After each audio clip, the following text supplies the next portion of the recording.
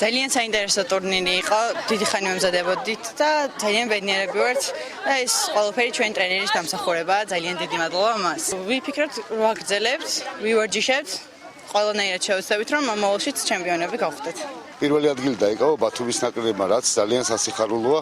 ეს ღონისძიება ტარდება ყოველ წელს უფრო მეტი მონაწილე იყო და იმედია მომავალში უფრო მეტი მონაწილე მიიღებს მონაწილეობას. თითქმის ყველა რეგიონიდან იყვნენ წარმომადგენლები, ასევე სომხეთიდან ყავდა უძლიერესი ჯგუფები და აქედან გამომდინარე მომავალში ველოდებით თურქეთის, აზერბაიჯანის გუნდების დამატებას.